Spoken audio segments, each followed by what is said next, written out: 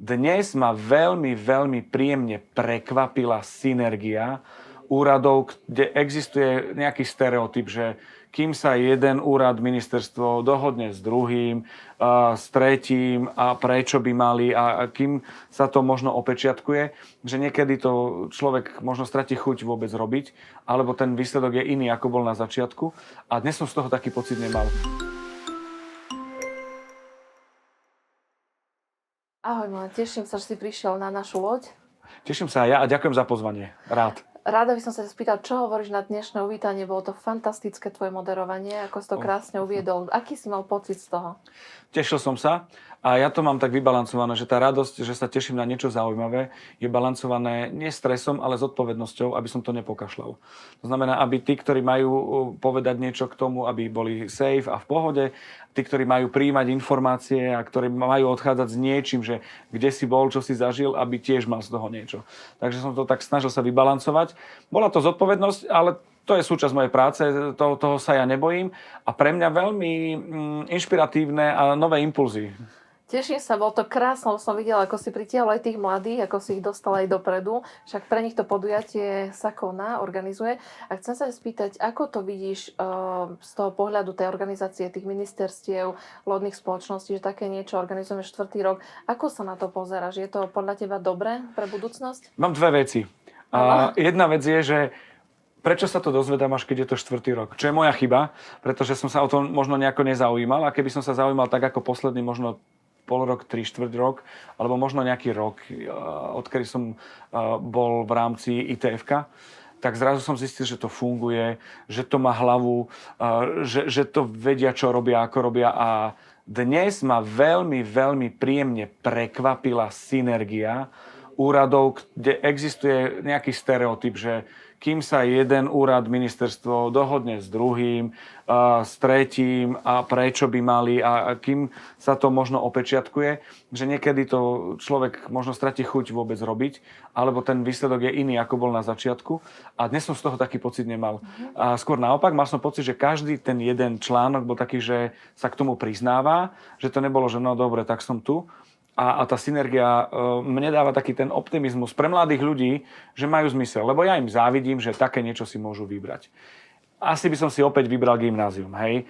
Ale keď bola tá možnosť, keď som začal riešiť, že lodník, kormidelník, že môže ísť na takúto loď, kde sme a v tom čase byť preč od rodičov, určitá forma slobody. Ja nehovorím teda, že keďže je morský vlk, že si má dať kerku, hej, to nie je o tom. Ale taký ten pocit a hlavne cestovať. Cestovanie, to je skúsenosť, to sú super veci. Takže toto ti príde také, hej, tá možnosť vôbec, že sa im poskytne tým študentom, že úžasné. Nemyslím si, že dnes mne sa podarilo nahajrovať na štúdium cestovného ruchu a vodnej dopravy na Slovensku a lodnej 10 ľudí, že lebo som tam bol a teraz... Ale je to ten moment, že oni začnú nad tým rozmýšľať. Áno, do povedomia sa vám dostať. Je to, že do povedomia a tá kvapka tam je a oni keď prídu, že kde si bol, povedia, to sa dá študovať?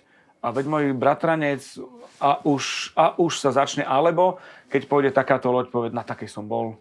Áno, toto je tam, taká reštaurácia, také koberce, taká stolička. Čiže základ je inšpirovať a vytvoriť to, čo aj keď bolo povedané, že impuls. A ten vyšiel. Áno. A teraz treba len o tom rozprávať a v podstate aj preto sa my rozprávame, aby sa to šírilo ďalej. Áno. A čo je tá druhá vec? No, to je tá synergia. Prvá bola, že možnosť, že ja som jedna je, že ja som nemal a druhá bola tá, že synergia. Áno, inak musím povedať, že to je čoraz lepšie. Už ten 4. rok, že tie ministerstvá ako spolupracujú, komunikujú, že... Ja mám podozrenie, že tí ľudia, ktorí sú zodpovední na tých ministerstvách za to, že to je akcia, na ktorú sa už tešia. Že už vedia, že toto bude, že OK, tak teraz to tu máme, tak už zás bude 5. ročník, tak už vedia, že čo. Je to taká radosť, že príde naozaj 800 000 detí za tie 2 dní, od maličky vlastne po tie stredné školy. Je to naozaj podľa mňa také inšpiratívne. Ako sa ty pozeráš na cestovný ruch a na Slovensko ako také? Myslíš, že Slovensko je krajina, ktorá má čo ponúkať? Určite áno. Ja tvrdím, že Slovensko je chrumkavé a sexy. Chrumkavé v tom zmysle, že ako ten chlieb vonia a chlieb s masťou alebo s maslom vždy bude, aj keď má niekto, ja neviem, obmedzenia, ale vždy to bude taký ten pocit. A sú momenty, ktoré sú všetci to musíme mať ako povinné čítanie, ten Spišský hrad to musí byť, to je jednoducho takto. A medzi tým možno objavuje, že má šťastie na ľudí okolo, ktorí povie, že nemusíte ísť len tam, ale choďte možno aj tam. A Slovensko má čo ponúknuť. A okrem toho, že Slovensko je chrumkavé a sexy, myslím si, že sme Novým Zélandom v Európe. Z toho hľadiska, že keď tu príde človek, neviem, či poznáte vy, ktorí to teraz sledujete, keď vychádzate z tej jednej rúry pod Braniskom, smerom z Prešova a idete smer tam Poprad. Áno. Vyjdete a vidíte ten Spišský hrad. Ja hovorím, že západný Nemec, keď vychádza, sa musí dostať akože zimomriavky a musí byť hotový. Alebo pred Popradom ten koridor pre zvieratá a nad ním sú presne Tatry a dole vidieť, že tam pokračuje cesta. A tých zákutí je, že je milión. Siluety Tatier. A tých je, že milión. A to som povedal dve, aj to sú Tatry a D1. A ešte sa ide na vedľajšie cesty prvej triedy, druhej triedy a cesty, ktoré sú len lesné, že môže objavovať kdekoľvek, akokoľvek. Či si povie, že je to mainstream a sú to Tatry, alebo Jasná, alebo niečo, čo nikto netuší, že kde je, čo je, jak je. A toto treba objavovať. Čiže máme čo ponúknuť. A čo hovoríš na služby na Slovensku? Keď chodíš, tak cestuješ veľa určite. Tá gastronómia napríklad, práve o ktorej hovorím, o tom turizme. Myslíš, že je tam čo vylepšiť? Možno v tom vzdelávaní, v odbornosti? Alebo máš nejaké miesta, ktoré ťa naozaj až prekvapili kvalitou, ako máme na Slovensku? Bolo to pred 11 rokmi, kedy som bol na jednej nevydarenej dovolenke v Luxury Villas v Umagu v Chorvátsku. Zlá dovolenka s ročným dieťaťom. Fakt nevyšlo to. Počasie na houby, kúpil som niečo, čo som možno nechcel. Moja chyba, neinformoval som sa, nedal som na radu kamaráta, lebo povedal, že a mal pravdu.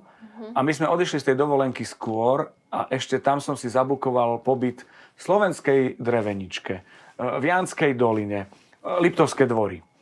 A tam som došiel a často sa deje to, že ak ma ľudia spoznajú, tak možno trochu zmenia správanie.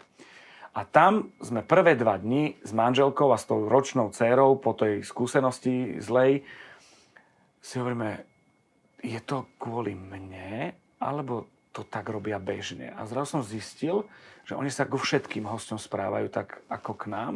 A otázka druhá bola, sme na Slovensku? To vážne. A toto pre mňa bol znak toho, že nemôžu byť jediní. A to je pred 11 rokmi. Už sme oveľa, oveľa ďalej. To znamená, že to rastie vo viacerých tých dreveničkách alebo hoteloch. Druhá vec je, z pohľadu moderovania som často návštevníkom hotelov, kongresoviek a rastiem s personálom. Poznám babu, ktorá je trainee a zrazu už je vedúca toho F&B manažérka napríklad. Hej? Čiže aj toto to nejako rastie. Myslím si, že tie služby sú čoraz lepšie, lebo vedia, že ak sú kvalitné, ľudia sa vrátia. Alebo posunú ďalej tú informáciu. Sú momenty, ktoré sú nezabudnutelné, ako pani riaditeľka v Kempinských sa víta s každým hosťom, alebo je na raňajkách. Ale je jedno, že či to je malá chalúbka rodinná, alebo niečo, čo je v klastri. A potom sa mi páčia veci, že som niekde a mám tam leták a na recepcii mi povie, tu môžete ísť na loď, pôjdete tam, prídem tam, už na mňa čakajú, lebo vedia, lebo volali z toho ich hotela a tak nás previezli a mali sme zážitok. Nemáme wellness dobrý, ale viete čo, tam vás... Odporúčania a také tie veci. No a potom ja milujem strašné odporúčania, čo sa akože veľmi, veľmi, veľmi gastronomie, kam, kde, čo papať. A tam už sa dostávam do momentu, že aj ten network, ktorý mám, aj v rámci toho, čo robím a ako robím v rámci podcastov, tak už idem jesť k šéf-kuchárovi, k jeho DNA. A je to o tom, že som tam, dám vedieť, že som tam tomu šéf-kuchárovi, nie preto, že ahoj, som tu, obskakuj ma, ale dám, že toto bola fantastická kulajda a on mi napíše, čau bráško, nie som, príď na budúce, sorry, chorý, neviem čo, ale dám vedieť. Čiže neupozorňujem na seba takto, ale chodím už to ochutnávať nejako. Len je strašne veľa dobrých reštaurácií a ja mám strašne málo času a veľa kíl. Súhlasím, že nie s tými kilami, ale že súhlasím s tými reštauráciami, že dnes tak narastá naozaj kvalitných a dobrých naozaj tých reštaurácií, že je si z čoho vyberať. My by sme mohli rozprávať sa teraz o tom, že ja vnímam aj tú gastroscénu a bavím sa s ľuďmi o tom, že sme otroci Michelinu a hovorím, nech už čím skôr je, nech si chlapci vydýchnú a dievčatá a sa venujeme svojim veciam, lebo ten rozvoj môže nastať aj mimo toho celého. Len v spoločnosti je narratív Michelin, nemáš Michelin, nie si a tak ďalej. Druhá vec je, že aj chalani, ktorí sú, a som veľmi rád, pamätám si časy, že to nebolo pod ministerstvom napríklad, že dostali v rámci Bocuse d'Or Slovensko na tú profi, top gastromapu. Že tam oni majú žlto-čierno-sivý puntík je, že Slovakia. A keď nás vidia, ja neviem, v Lyone, alebo teraz to bude v Marseille v marci, tak to je o tom, že Slovensko, aha, OK, tak už asi je dôvod ísť vyskúšať, že tie kuchyne, zoznámiť sa a tak ďalej. A teraz k tomu prichádzajú vinári, že ahojte, prišli ste sa napapať naše vína? Úžasné. A poďme ďalej, produkty. Či sú to syry, či sú to farmy a zrazu my tie veci máme kvalitné. Máme čo ponúknuť. A máme čo ponúknuť, že to nie je ohrieváreň, ale zrazu je to aj zážitok. Áno. O kulise sa nebavím a teraz nech mi prepáčia Tatry a všetky parky a doliny a všetky povodia, že to je len kulisa, ale kulisa je fantastická. No je, nádherná. No, a myslím si, že čoraz viac ľudí aj v tých regiónoch a je úplne jedno, že či majú hogo-fogo kravatu alebo kroj, sú veselí a sa usmievajú. Aj keď žijeme ťažké časy, lebo lepšie časy si predstavujeme inak asi. Zhodneme ty máš sa. ale iný vzťah k tomu, keď si spomínal, že ty si tancoval vo folklóre. Ja som tiež bola od malička v folklóre. To máš taký iný vzťah podľa mňa aj k tomu Slovensku, vieš, aj k hudbe, k tancu, k všetkému. A to súvisí s tým, že potom si taký patriotickejší, vieš? Že... Ja som za moderný patriotizmus. To znamená, že ak niekto nosí drelich, nemusí tak rozmýšľať. Áno. A naučil som sa to pri cestovaní. Keď ten folklór priniesli sme, ja neviem, ja som bol mesiac v Mexiku, mesiac v Španielsku, mesiac vo Francúzsku, v rodinách. Vždy, kam sme došli, chceli nám ukázať maximum. Ja som bol v jaskyni Lasko. Áno. A viem, že je umelá.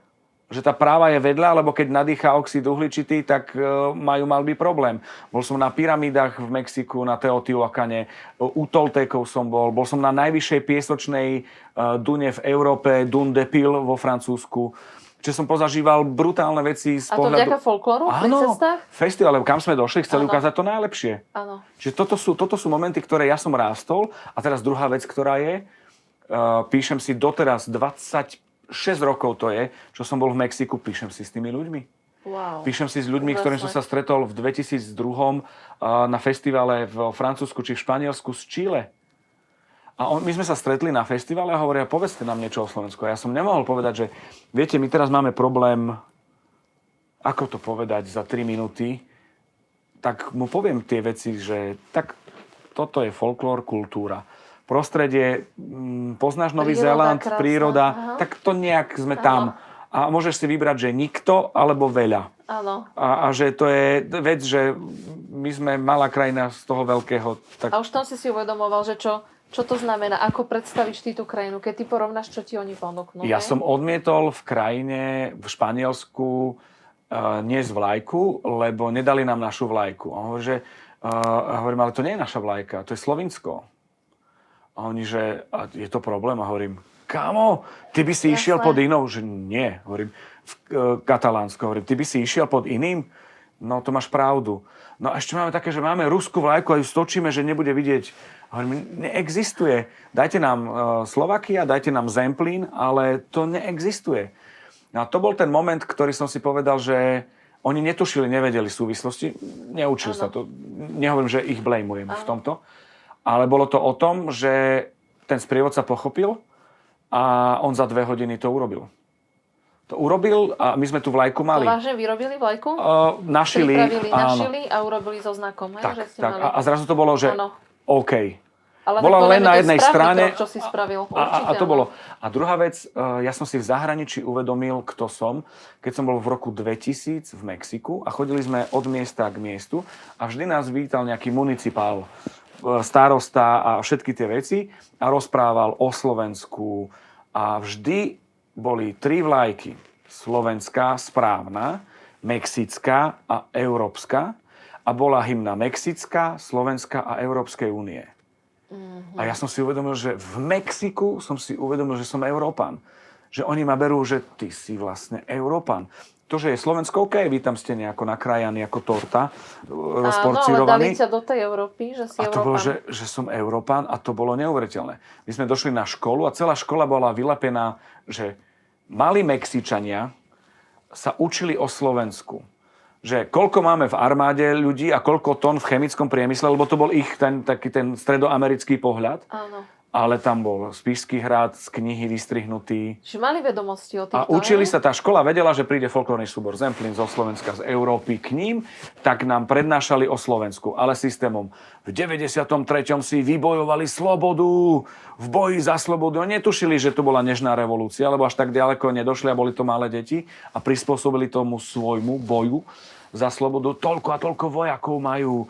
A tieto veci, a to boli často ani naši ľudia, niektorí nevedeli, že fakt, my máme toľko tisíc vojakov, toľko tisíc učiteľov. Čiže taký ten zemepisný, a tam som sa dozvedel, že O sebe, o Slovensku a že som Európan. Áno. A to ma inšpirovalo vedieť, možno povedať v zahraničí slovenské skratky, Áno. aby som povedal viac, namiesto toho, že čo ma tu trápi. Áno, chápem. Aj predniesť to dobre o tom Slovensku. Je niečo, čo ťa za posledný rok tak pozitívne prekvapilo a motivovalo možno robiť nejaké iné nové veci v živote? Určite áno. A je to cestovný ruch na Slovensku, kde pred rokom, a ja vždy napomedzi januára a februára mám narodeniny a svoje narodeniny som strávil na Ktorého Inchebe. máš narodeniny? 31. Všetko najlepšie. Narodeniny. A mal som na starosti prezentáciu západoslovenského a stredoslovenského kraja. Také tie, ktoré sú tie klastre, respektíve to je nejaký názov, ktorý som si teda nezapamätal. A oni rozprávali, čo robia. Že sa naháňajú s vlákom na bicykli na Orave. Že robia parkour na Beckove. Že Trenčia, a prišiel vždy šéf toho mikroregiónu, ktorý začal rozprávať. Že ja ako historik vyštudovaný, keď príde vojna, tak sa postavím, lebo sa treba postaviť. Ano. Že čo robia, ako robia. A že som tam bol s telkou a teraz to je už viac si človek vie predstaviť, že tam majú také udalosti, že tam ľudia prídu, veľa detí a snívajú o tom, ako ten hrad, to hradisko vyzeralo vnitř. A tak tých vecí historicko-turistických je strašne veľa. A ja som bol strašne rád, že tí ľudia o tom rozprávali.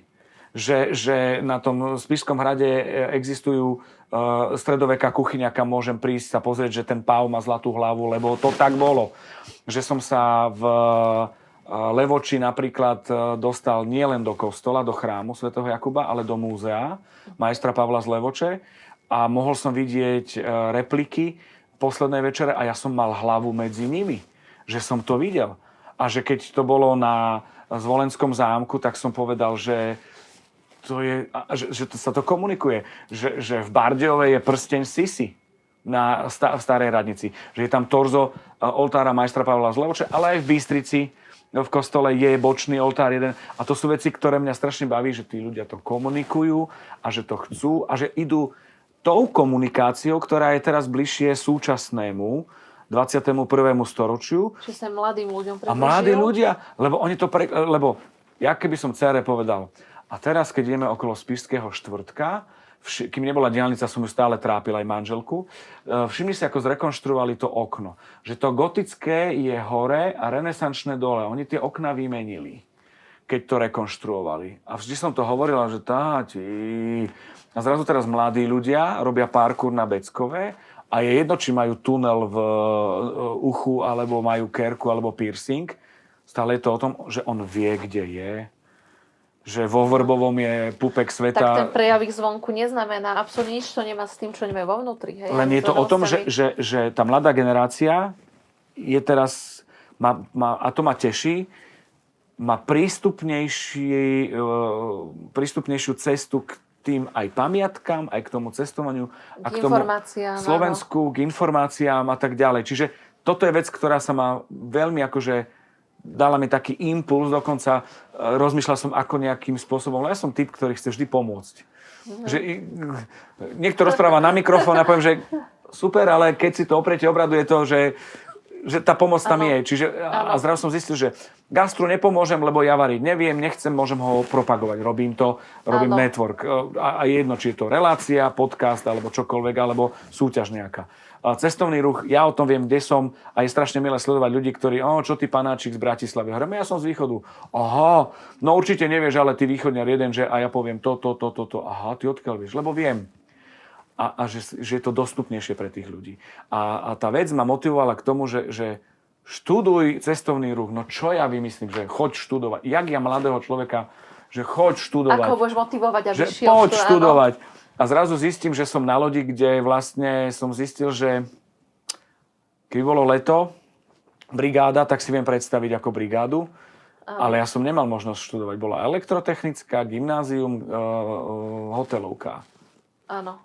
No kedysi aj tie hotelovky, že oni síce tam bolo, nerobili to, že si mohol študovať aj do Talianska, si mohol ísť na brigádu alebo niekde, ale to bolo pár takých možností. Ale my sme s Trebišovskou školou robili s Východom, že sme mávali s Kežmarskou školou, že sme brávali študentov na lode. Ale podľa mňa to je dobré, že študent si to vyskúša už v tom mladom veku. No. A vidí a cestuje. Ja som sa dostal do pozície nejakého kvalitného človeka s názorom, za ktorého sa beriem z pohľadu skúseností, len preto, že som študoval. Nie že cestovný ruch, ale študoval tú kultúru vo Francúzsku, v Španielsku, kde mi vysvetľoval, ja som spal doma, on mi vysvetľoval, čo je problém. Keď sme raz boli v Bordeaux, tak som musel ísť do Vinohradu a musel som ochutnať to víno. Nehovorím, že to je nepríjemné, hej, ale tie veci, alebo kultúrny šok. V telocvični je 10 folklórnych súborov, jeden dlhý stôl, na ňom taká tá tapeta papierová, kde Slováci jedia. Prišla pani, dala nám šalát, ktorý zaliali horčicou a medom. Francúzsky dressing, normálny. Áno. Kedy ja som jedol med s horčicou v šaláte, čo to neexistuje. Ešte sme nevedeli, čo je Cezar šaláda. Rukolu som volal, že bratislavská púpava. Lebo v Bratislave v podnikoch dávali rukolu do šalátov, ja som to v živote nedol a štípalo to ako púpavové lísty. Aj to tak vyzeralo. Tak donesla bagetku. Teraz my sme, že asi nič nebude. Tak sme sa napchali bagetami a šalátom. Išla okolo, niečo pomrmlala francúzsky, donesla druhú misu so šalátom a s bagetami. Tak sme zmanglovali aj tu. A ona až potom donesla jedlo hlavné. Kde bola fazulka, neviem čo, alebo prvé morské plody, ktoré vylovili v oceáne, lebo a tak ďalej. Čiže to boli prvé skúsenosti. Áno, a zároveň edukácia, lebo práve cez to sa učíš. Hej? A jak človek už bol napraskaný, oni donesli síry. Jak síry? Však síry je v črievku, alebo strúham aj dám do špagiet v úvodzovkách. A zrazu sa učí tú kultúru, ako to možno jesť. A teraz, keď už prešiel tými sírmi, oni, že tak dajte si k tomu sušenú marhulu alebo džem. Džem k síru. A toto som sa učil. A toto boli moje skúsenosti, že som vedel, ako to je. A to ma veľmi bavilo na cestovnom ruchu, respektíve na cestovaní s tým folklórom, lebo vždy nám ukázali to najlepšie. A teraz ja to len otočím. Strašne by som chcel tých mojich Mexičanov priviesť a povedať tu, tam, tu, tu, jesť to. A presne viem, kam by som ich vzal. Na medvede. Ja by som bol strašne rád a mal som takú vec, ktorú som možno rozmýšľal, robiť ako keby také okruhy. Buď hollywoodske, kde sa točili produkcie, alebo ešte pokojne, že gotika. Gotika to je Slovensko, pretože keď tí Turci došli, tak v Maďarsku čosi zostalo, ale gotika je tu. Urobme gotickú mapu a predávajme gotiku. A previesť, áno, tými možnosťami vidieť tie veci, čo tu máme. A odpadnú, čo nájdú v kapitole, že tam je tá plastika toho leva, jedna z najstarších po Anglicku. Tam, a ja som tam bol na exkurzii v kapitule. Áno. A je najstaršia. Kapitule máme. A už je na čestnom mieste, ale keď som tam bol ja z vysokej školy, tak sa tam dávali dážniky. A to je guľatá hlava plastika a to je veľmi dôležité, lebo Angláni majú toho leva a v tom čase a tak ďalej. Čiže milión takýchto vecí. Detailov, doslova detailov vzácnych. A keď tam ich dostanem, tak budú hotoví, keď uvidia sieť hradov, že keď tam sa dohodnem, tak mu zabliká, tak alebo prespať v Tatrách napríklad. No, sme krajina, ktorá má najviac hradov per capita, hej, na osobu. To je... Auto a hrady. Fascinovali všetci tí zahraniční naši ľudia. Áno, auta, presne tak sme číslo 1 a hrady. A ja som ukončil som to s kamarátmi, keď som im rozprával, že o Slovensku čosi, s tými z Čile a z toho celého sveta, že my sme voda, folklór, a príroda. Že 3 veci. A pokojne mi môže byť jeden parádny skanzen, ale nie preto, že rozmýšľame tak, ale pre tých ľudí. A myslím si, že my vieme zorganizovať eventy, akcie, ktoré majú srdce. Že tie veľké, ktoré sú, a dostávame ich možno málo a je tam emócia, pretože existujú ľudia, ktorí, možno to tak nevyzerá v rámci infraštruktúry a každý riešime svoje boľačky alebo naháňame splátky trebárs, ale keď je nejaký takýto event, tak tí ľudia držia spolu, lebo majú možno podporu autority, lebo je to ich dlhý sen. A teraz myslím svetový sveťak v lyžovaní v Jasnej napríklad. To bolo niečo neskutočné. A tých momentov je 300-krát viac. Každý má také čosi. A je úplne jedno, že či to je čosi malé, či sú to živé sochy v Spišskej Novej Vsi, kde prichádzajú brutálni street umelci do Spišskej Novej Vsi, kde nevedia to vysloviť, netušia, kde to je. To ani neviem, že sú tam. Pri ruských hraniciach ukrajinských, alebo je to v Poľsku, alebo je to v Československu. Netušia, nevedia. Však majú právo nevedieť, lebo ja tiež neviem vymenovať všetky štáty v Spojených štátoch. A nevyznám sa. Čiže to a tých aktivít je strašne veľa. Aj možnosti, čo majú. Tú prírodu máš pravdu, lebo aj tie Tatry, že máme, ale aj zverina, hej, že u nás žijú tie medvede, vlci, čo v iných krajinách v okolí máš vyzabíjane, hej, takže my máme tie možnosti. Hi, my name is Milan, I was born in Snina, there is the Poloniny Park a ideme na európske bizony, čo sú zubre. To Poloniny, to je to... Málo kto vie, ako sú nedotknuté, a čo to tam všetko je. A ja som v podstate odtiaľ nejaký import. Že nie je to len taký ten... No v Európe sme jediná krajina, ktorá ich má. No, jediná. V podstate, keď sa Švajčiarsko, Nemecko vôbec nemajú, hej? No, ani medveďov, ani vlkov. Takže my tej vzácnosti tu máme veľa. Takže... Len pre nás sú bežné. Áno. A preto treba cestovať možno do zahraničia, aby sme vedeli, že čo ako máme. Áno.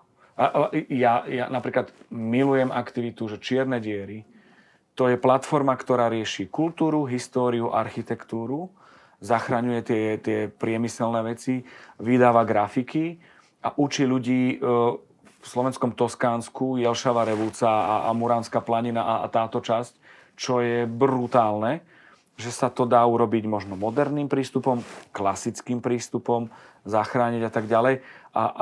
A myslím, že aj tí ľudia to tak vnímajú, že aha, to vlastne ide. Vieš čo, tí naši ľudia, teraz keď toto celé opisuješ, mne sa tak vynárajú veci, keď naši ľudia cestovali na zaoceánskych lodiach, že išli do tej Indie, chudoba, Bombay, keď išli do Vietnamu, hej, videli všetky tie, tak všetci vravia, že to je úžasná sloboda, vidieť to všetko, ale tam si uvedomuješ, aký bohatý človek si u nás na Slovensku, vieš? Mexiko, rodina, San Pedro a Tocpan. Ideme z Monterey do Mexico City, nejaké 3-4 hodiny len Antuka a svokrin jazyk. A pýtali sme sa, koľko bude trvať cesta. A oni povedali, že asi možno nejakých 7 hodín, ale nám nepovedali, že 2 hodiny cez Mexico City. A my sme boli v meste, kam bolo treba ešte ísť kilometr do poslednej zastávky Mexico City metra. A my sme bývali v rodine, ktorá bola to, a teraz no offense, Indiánka, akože pôvodná, ešte v ich ako keby oblečení v kroji, ktorá si vzala klub žien toho mesta, organizoval folklórny festival. A my sme spali po rodinách. A ona si vzala 4 k sebe domov, udúpaná podlaha hlina, bola dláška. Hovorím, mám tu svoj kufor, kroj, kde si ho môžem dať? A chlap hovorí s veľkým klincom a kladivom, anywhere, že kdekoľvek. A on mi zabil tam klinec, hovorím, má svetlo, natiahol mi kábel s žiarovkou. Okna boli len také, kedysi bolo vápno, sa predávalo v takej fólii hrubej. Hrubá fólia.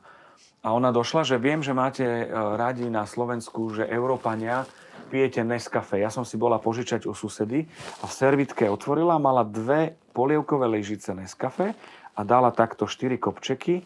Nalila nám teplú vodu do pohára a dala tam tú Nescafé a tá celá rodina pozerala, že ako to pijete? Európania, pozrite sa, ako pijú Európania Nescafé. Wow. A bolo to zle jak čert, ale bolo to, že museli sme. Museli sme zaťať zuby. Mali sme 2 predstavenia denne. Raz bol výjazd, tam sme dali hodinové predstavenie a vždy večer sme sa vrátili, sme mali celovečerné. To znamená, že hodina a pol. Boli sme mladí, akože bol to akože slušný náklad. A prišli sme domov z toho predstavenia, druhého, hladný, a ona, že má pre nás večeru a oholila kaktus, nastruhala a zakvapkala limetkou. To bola večera? To bola večera. Alebo kam sme došli, všetci vedeli, že sa pýtali, že čo vám urobíme jesť. A keďže halušky nevedeli, tak kura s rýžou. My sme všade mali kúra s rýžou. Neutrálne. Doleteli sme do Viedni, do Bratislavy, volili sme domov. Čo ti pripravím? Urobím ti kúra s rýžou? Nie, len kúra s rýžou nie. Len to nie. Čiže, a to chcem povedať, že tá Indiánka nemala nič, ale chcela dať všetko. A ten pocit, keď človek si vezme domov, áno, je na nezaplať. Tá skúsenosť je nedá sa. Fondy, lektor, Ty webinár. ako dieťa, keď vidíš, alebo mládežník, keď vidí toto, ako žijú tí ľudia a že ti dajú naozaj všetko, zmení to hodnoty, je tvoje vlastné, hej? Že inak sa na to pozeráš všetko potom. Monterey, mesto, ktoré má len 5 miliónov obyvateľov. Sme boli nad mestom, rodina hovorí, že tak toto je Monterey a že 5 miliónov obyvateľov. A hovorím, tak this is Slovakia, 49 000 km štvorcových. A on mi na to hovorí, tak to sa musíte poznať všetci. Ja hovorím, nearly perfect, že takmer. Ale čo bolo zaujímavé, v roku 2000 som v Mexiku videl, ako funguje škola, ihrisko, že majú bazén, že majú futbalové ihrisko, že majú lektorov.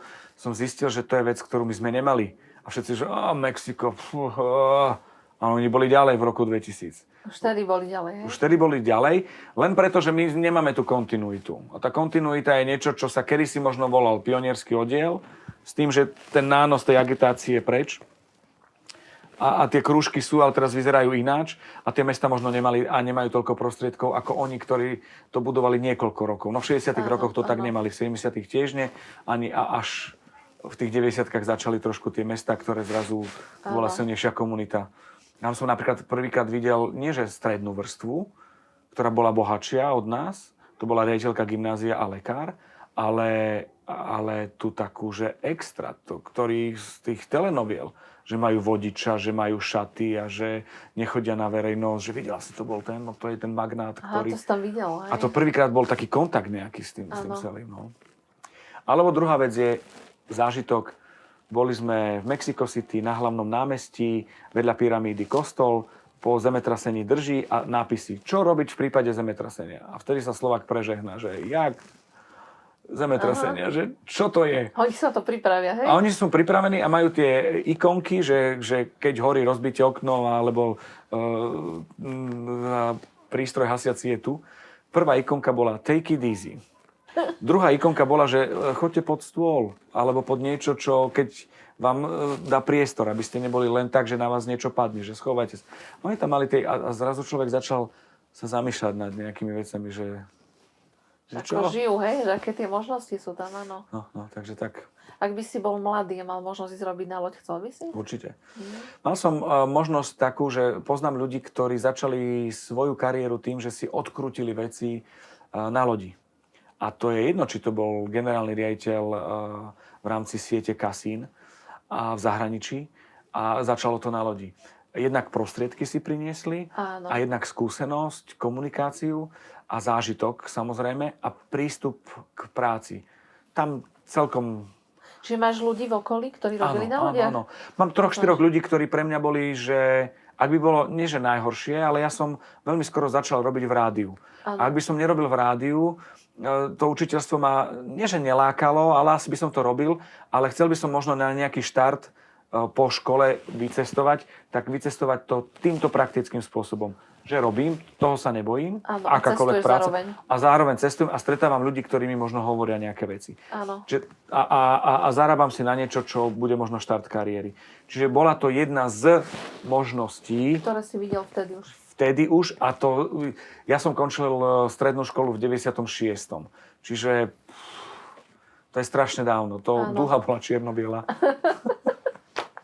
Áno, spýtam sa, čo by si odkázal tým študentom, možno aj tým, ktorí boli teraz na lode, alebo tým, ktorí by chceli budúci rok pozrieť, čo by si im odkázal? Prvá vec je, že dobre, že to tak urobili. Že boli a že videli a počuli. A jedno, či si vzali leták, alebo či sa tešili na shopping, ktorý im učiteľky možno slúbili. To je jedno, Áno. lebo that's life. Áno. Ale zažili ten pocit toho celého, že nemusia len snívať, môžu byť súčasťou toho sna. Nedá sa na začiatku byť kapitán, musí to byť postupnosť. Čiže aj to im ukazuje nejakú takú stránku. Čiže je to super, že videli, zažili a dozvedeli sa o tej informácii. A tí, ktorí sa chystajú na budúci rok, tak možno nech trošku viac zapnú Google a nech si všímajú a sledujú, aby už možno prišli s konkrétnou otázkou alebo vecami, ktoré ich zaujímajú. A určite to nie je o tom, že by... Každý chce byť manažer teraz, hej, ale manažer môže byť, ale keď nemá toho lodníka alebo toho mechanika, no to je ťažko. Čiže pre mňa je to o tom, že určite to využiť z toho hľadiska, že je to skúsenosť. Ja som mal folklór, to znamená, že som nepotreboval takúto formu nejakých skúseností. Čiže som sa nacestoval týmto spôsobom. Ak by folklór nebol, je to jedna z možností. Vedel som, že je to niečo, čo ma láka. Ja mám 12-ročnú dcéru a ona mi povedala, že tati, možno by som chcela asi zažiť také čosi. A hovorím, to je veľa ľudí a to... A vlastne som si uvedomil, že prečo ja by som mal jej strihať sny. Poď, zaži. Áno. Jej sa strašne z fotiek, neviem, kde našla, páči Amalfi, tak som sledoval, že kde to ako jazdí.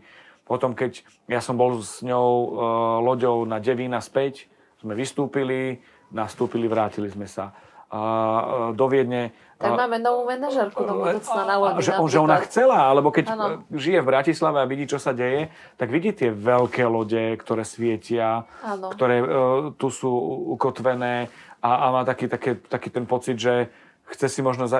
Podľa mňa je to také pre ňu trošku niečo, čo je filmové. Že takže zajtra môže prísť, áno? Zajtra ešte môže prísť. Super, Milan. Ďakujem ti veľmi pekne za rozhovor, že si prišiel a budeme sa tešiť, ak prídeš aj budúci rok. Budem rád. Ja to mám vec, ktorá ma baví. A cítim, že nie som v prostredí, ktoré to nezneužíva, ale že mám partnera aj na debatu a že si rozumieme, aj keď každý máme svoju prácu. Áno, super, teším sa. Ďakujem ešte raz. A ja ďakujem, všetko dobré.